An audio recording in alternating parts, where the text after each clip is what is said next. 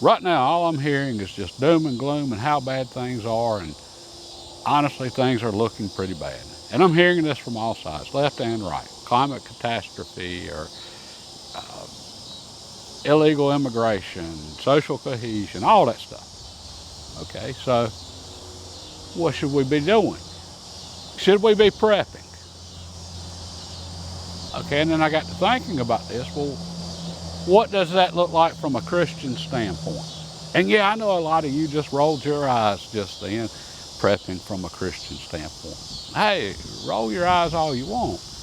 But if you don't understand the source of all of our problems, then you're no more prepared than anybody else. Okay, and the source of all our problems right now is in the West, in the U.S. We've gotten away from our traditional Christian values. There's no problem we're facing right now that couldn't be fixed with some honesty, humility, and hard work. Seriously. Okay, but unfortunately, people have gotten away from God, and our problems are they're going to get worse, much worse, as people continue to get further and further away from God. Okay, and our problems are not technical. Okay, national debt. That's a pretty serious issue right now.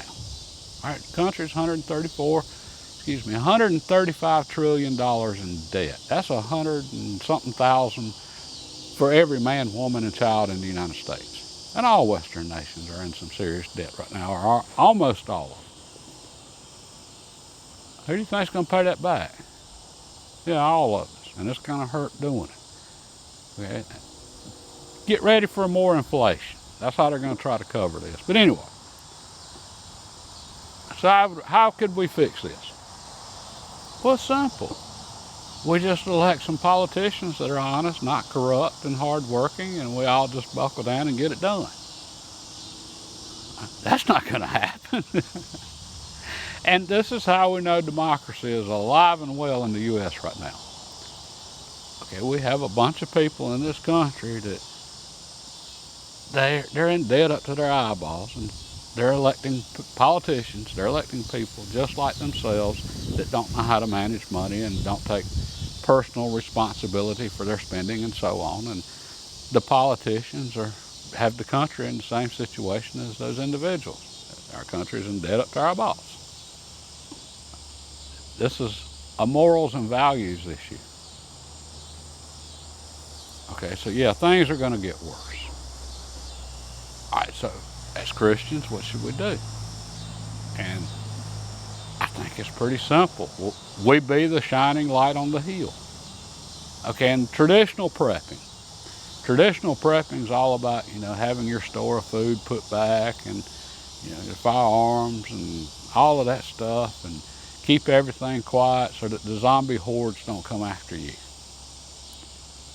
Okay, and some legitimate security concerns there if things ever got really bad and things just totally collapsed. But from a Christian standpoint, we should be thinking, okay, if things ever got that bad, how could we help absolutely as many people as possible? We don't want to be hidden away. We want to be out front and helping. Again, we want to be that shining light, that shining city on the hill. Okay, we want to be that example for others. We want to help others. All right, so traditional prepping, have some food put back. I think that's a great idea. Beans and rice. It stores easily for a really long time and it's cheap. Okay, how much? That's up to you. All right, so we should be able to do that as Christians and put back extra so that we can help others if at all possible. And we should be able to produce food. That's part of those traditional Christian values, being productive. All right, so in a couple of seasons, we should be able to produce a lot of stuff for ourselves and others. And as far as the others, hey, we just made a bunch of new friends. If there's a bunch of hungry people, we could have them help us, put them to work. I mean, yeah, they might raid your place, take all your food, but where are they going? What are they going to do? All right, versus If you, hey, we can grow some crops here. We need help, though. Probably going to get a lot of volunteers, and that's probably going to help your security situation a lot. Now, unfortunately, we also have a different type of people. Those are the people that's actually just going to be in need should things go really bad. But then there's the other type, and that's the communists. Because that's what's driving a lot of our problems right now, are the communists. And I'm not even going to get started on my anti-communist rants, but as a Christian, I do have some serious questions on security concerns. And it isn't the people that need help, it's the communists. And the Christians are the first ones they go after. And I just don't know how to really deal with this. I just noticed it's getting a little too dark for my camera out here. I do apologize, but I've been working hard today, and it's late, and this is the last light, and I just wanted to get this in because I thought it was something worth talking about. Okay, and I will be posting on the porch the update here in a few days, probably Wednesday. Okay, but as far as the communists, I don't know.